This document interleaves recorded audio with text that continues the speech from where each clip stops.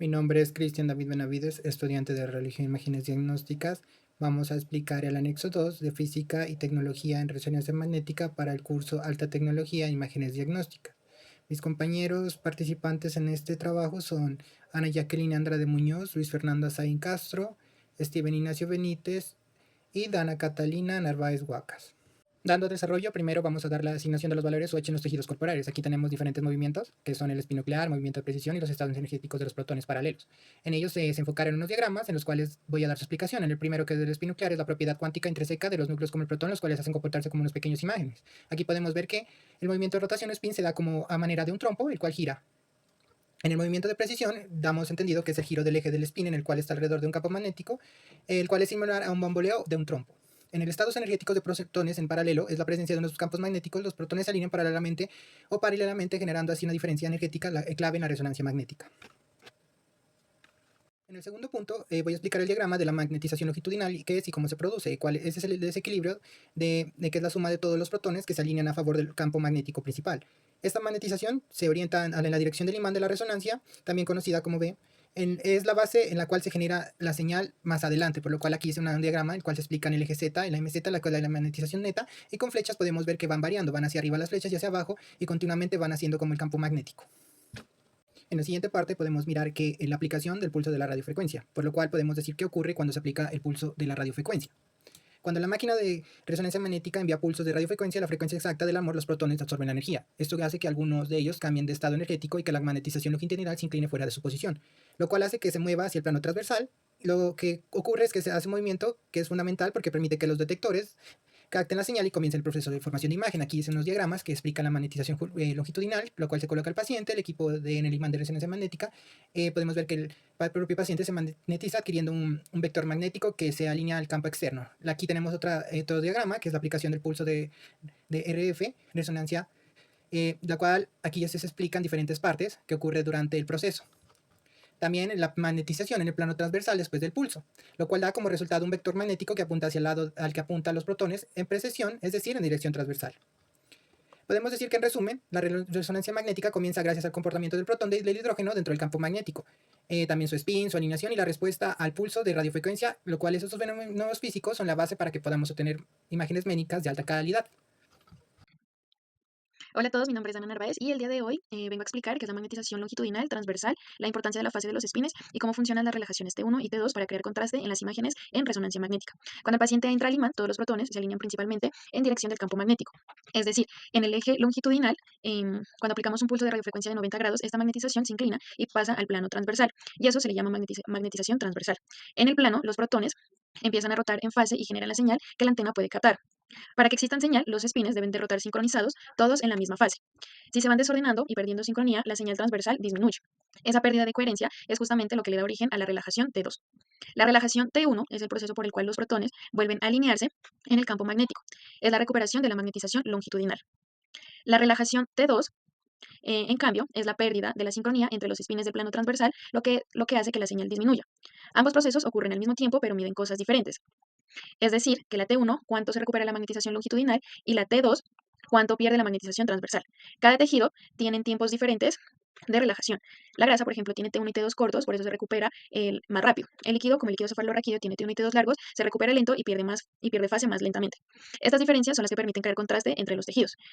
En resumen, los protones vuelven al equilibrio mediante las relajaciones T1 y T2, y esa recuperación o pérdida de señal es la base del contraste que vemos en resonancia magnética. Ahora veamos cómo estos tiempos de relajación generan el contraste T1 y T2. Por ejemplo, en una imagen ponderada en T1, el brillo depende de qué tan rápido cada tejido recupera la magnetización longitudinal. La grasa recupera muy rápido, por eso aparece brillante.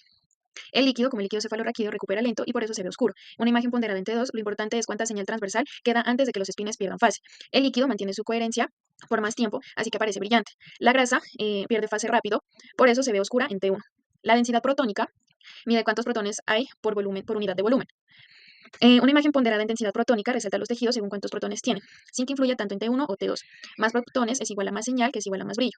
La grasa es brillante en T1, intermedia en T2 y buena señal en densidad protónica. El líquido cefalorraquídeo es oscuro en T1, brillante en T2 y señal alta en densidad protónica. El músculo es intermedio en todos.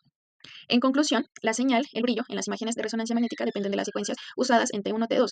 Cada una resalta propiedades diferentes de los tejidos, lo que permite evaluar estructuras y detectar patologías con mayor precisión.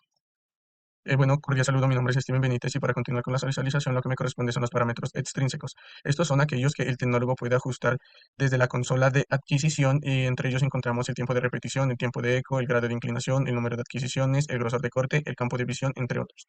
Bueno, vamos a mencionar el tiempo de repetición, que es el intervalo de aplicación de dos pulsos de radiofrecuencia en el mismo plano o volumen del tejido. Influye en el contraste de la imagen porque afecta en la magnetización longitudinal.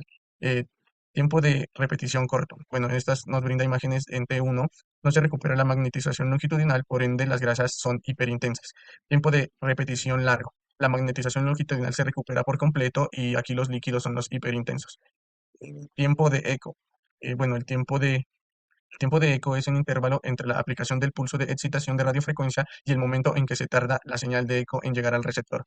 Controla cuánto ha decaído la magnetización transversal y determina el peso en imágenes de T2.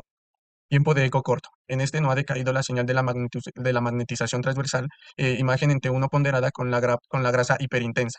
Tiempo de eco largo. La magnetización transversal ha decaído significativamente. Nos brinda una imagen en T2 con los líquidos hiperintensos. Bueno, tiempo de inversión.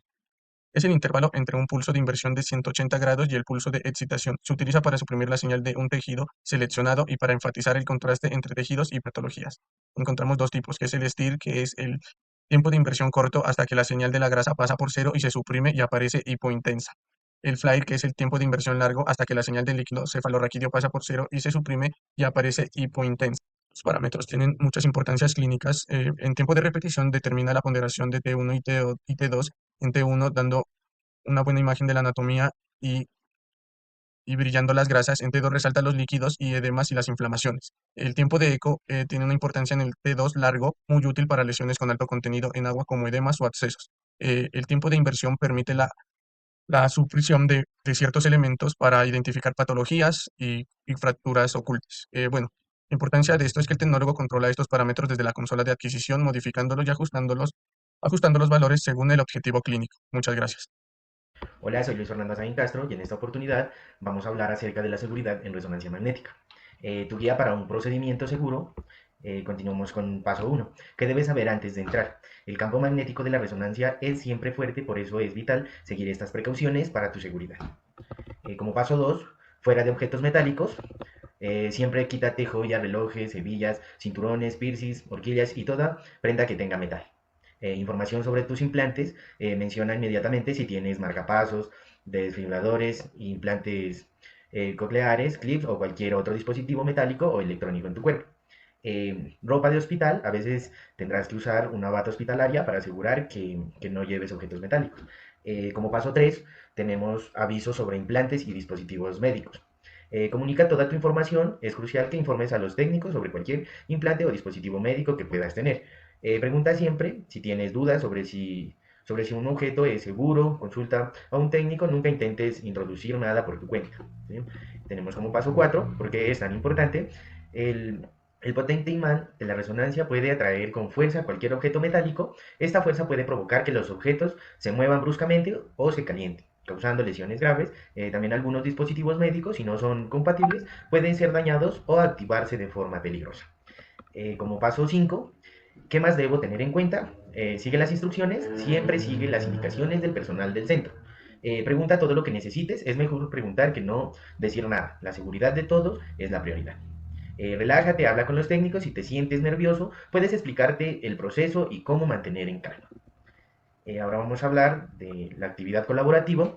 En cuanto a la actividad colaborativa, nos ha permitido integrar y evaluar de manera efectiva los tres pilares fundamentales de resonancia magnética clínica, los fundamentos físicos, la optimización técnica y la seguridad del paciente en el ámbito de los fundamentos. Hemos consolidado la comprensión de cómo los fenómenos de magnetización, como la ecuación del Larmor y los tiempos de relajación T1 y T2, son de base son de base para generar contrastes e imágenes. Entre estos principios es crucial para seleccionar adecuadamente las secuencias del pulso y por ende optimizar la calidad de imagen diagnóstica. Eso sería todo, muchísimas gracias.